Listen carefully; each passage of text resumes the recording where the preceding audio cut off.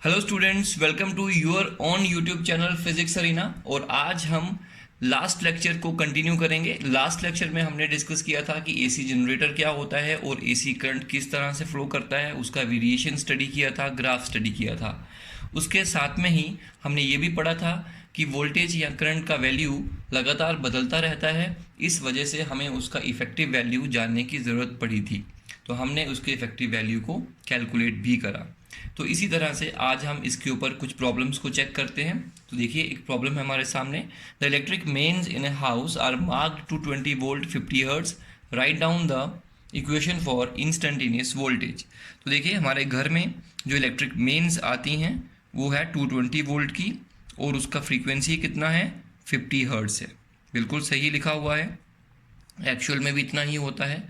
हमें इसका instantaneous equation लिखना है इंस्टेंटेनियस वोल्टेज के लिए। अब देखिए, हम जानते हैं कि हमारे घरों में जो आरएमएस वैल्यू होती है वोल्टेज की, that is 220 volt. That is the 220 volt. Okay, और जो फ्रीक्वेंसी है वो होती है 50 हर्ट्ज। अब जो इंस्टेंटेनियस ईएमएफ का इक्वेशन है, that is equal to E nought sine omega t. This is the equation for instantaneous EMF. अब यहाँ पर ई नॉट क्या है, that is called peak value of EMF, peak value. And what is omega? Omega is angular frequency. इसका value होता है omega equal to 2 pi into frequency. अब इसमें सबसे पहले हमें बताइए कि यहाँ पर ई नॉट कितना आएगा। पहले वो कैलकुलेट करेंगे, उसके बाद ओमेगा कैलकुलेट करेंगे और इन दोनों वैल्यूज़ को यहाँ से इस इक्वेशन में सब्स्टिट्यूट करेंगे और हमारे पास इक्वेशन क्रिएट होगा। तो सबसे पहले हम जानते हैं कि EF जो है, आरएमएस वैल्यू जो होती है वोल्टेज की। अब हम यहाँ पे आरएमएस ले लेते हैं। तो आरएमएस जो होगा, that is equal to 0.707 of E nought. बिल्कुल सही। And that is equal to 0.7। अब देखिए, इसको हम इस तरह से भी लिख सकते हैं कि E naught equal to 1/0.707 of E R M S.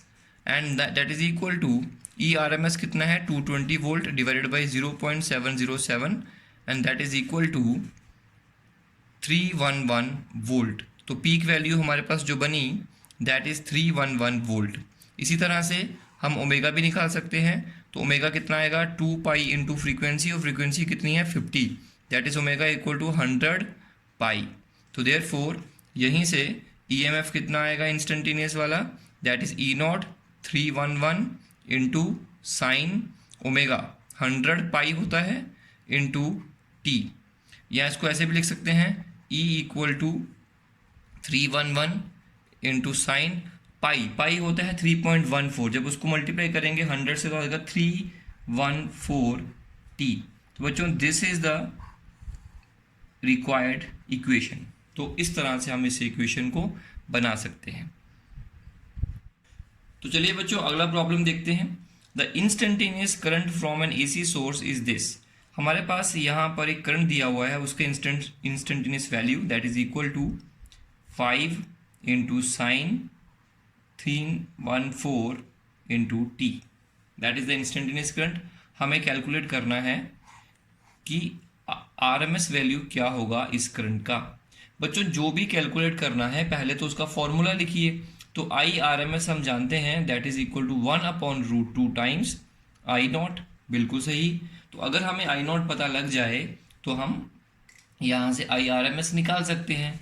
And अगर हम इस इक्वेशन को एक जनरल इक्वेशन के साथ कंपेयर करें, that is I nought sine omega T, तो इस इक्वेशन को और इस इक्वेशन को अगर हम कंपेयर करें तो यहाँ से हम ये देख सकते हैं from 1 and 2 I naught equal to 5 ampere. देखिए, this is the peak value, I naught 5 ampere आ गया।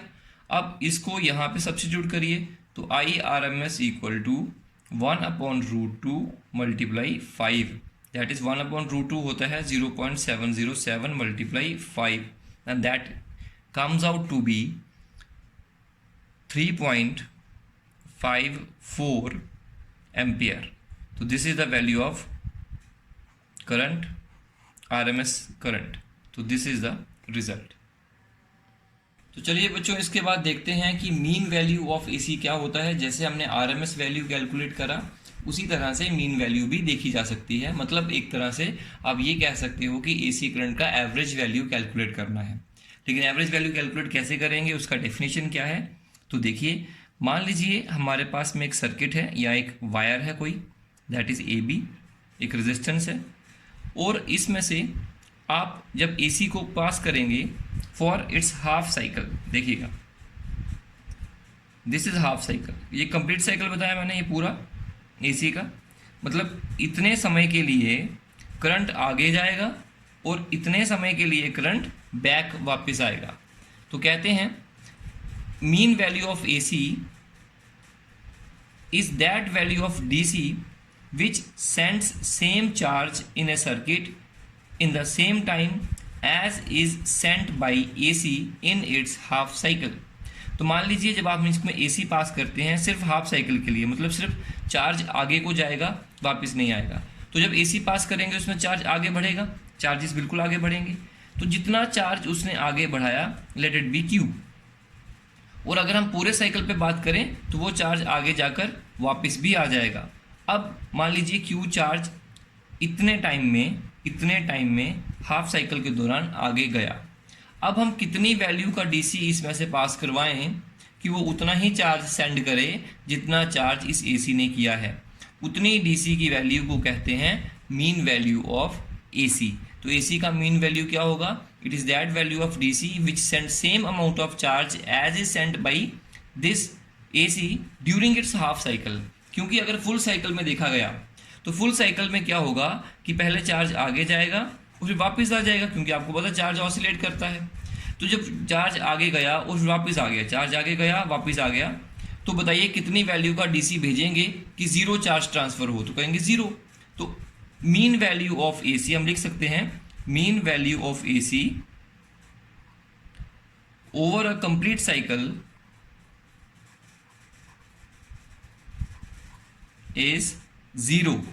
क्योंकि पूरे कंप्लीट साइकिल में AC जीरो चार्ज ट्रांसफर कराएगा आगे को, क्योंकि जो चार्ज आगे जाएगा हाफ साइकिल में वो नेक्स्ट हाफ साइकिल में रिवर्स हो जाएगा, इसलिए DC जीरो वैल्यू का होगा। That's why we always defined AC mean value in its half cycle. तो हाफ साइकिल में इसको बनाया जाता है।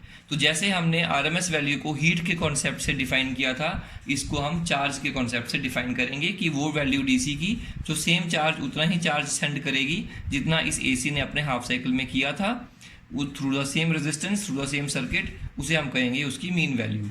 अब देखिए मीन वैल्यू का रिलेशन, इसको एवरेज वैल्यू भी कह सकते हैं, और पीक वैल्यू का रिलेशन क्या है? किसी भी AC का पीक वैल्यू होगा जो सबसे हाईएस्ट वैल्यू होगी उसके बीच में रिलेशन क्या है?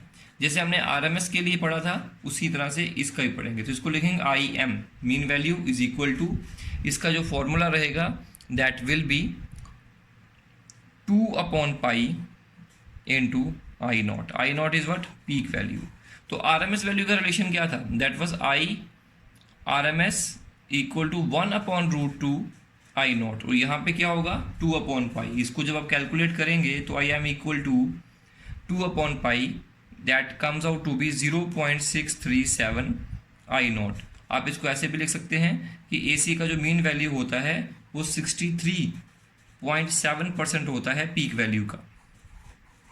कहने का मतलब ये हुआ कि अगर आपके पास इस तरह से कोई AC है, ये मैं AC बनाता हूँ, ये देखिए इस तरह से, और ये इसका पीक वैल्यू I0, तो इसका 63%, ये 50% हुआ, ये 63%, ये होगा इसका मीन वैल्यू का वैल्यू, और यहाँ पे होगा 70%, ये होगा इसका RMS वैल्यू। तो IV और IM ये इस तरह से बनेंगे। तो मान लीजिए जैसे कोई करंट है, AC करंट है, और उसका पीक वैल्यू जो है वो 10 एम्पियर है, तो उसका मीन वैल्यू क्या होगा? दैट इज इक्वल टू 60 या 6.37 एम्पियर। तो जिसका पीक वैल्यू 10 एम्पियर है उसका मीन वैल्यू 6.37 होगा, और इसी का RMS वैल्यू 7.07 एम्पियर होगा। तो मतलब पीक वैल्यू का 63% होता है मीन वैल्यू और 70% होता है आरएमएस वैल्यू। दोनों की अलग अलग इंपॉर्टेंस है, इसलिए दोनों को समझते हैं। एक लाइन और याद रखिएगा कि एक कंप्लीट साइकिल में देखा जाए तो मीन वैल्यू हमेशा जीरो आती है, लेकिन आरएमएस वैल्यू कभी जीरो नहीं आती, उसको हम पूरे कंप्लीट साइकिल पर ही डिफाइन करते हैं।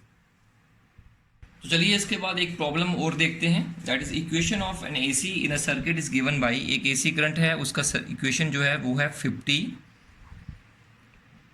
Sine pi T.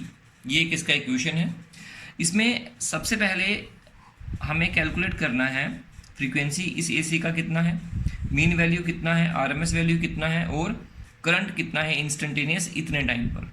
तो बच्चों सबसे पहले इसको कंपेयर करो एक जनरल इक्वेशन के साथ, compare it with I equal to I nought sine omega t. Equation number 1, equation number 2। From 1 and 2 क्या क्या कैलकुलेट होगा? पहली चीज़ आई नॉट जो है वो है 50 एम्पेयर, बिल्कुल सही। नंबर 2 ओमेगा जो है वो है पाई, बिल्कुल देखिए ओमेगा का वैल्यू कितना होगा यहाँ पे, पाई होगा। एक्चुअली बच्चों यहाँ पर बाई मिस्टेक मैंने यहाँ पे 100 था, एक्चुअली ये इक्वेशन ऐसी थी, I equal to 50 sine 100 pi T, तो यहाँ पे भी 100 आएगा, 100 पाई है तो 100 पाई ओमेगा का वैल्यू कितना आया, 100 पाई।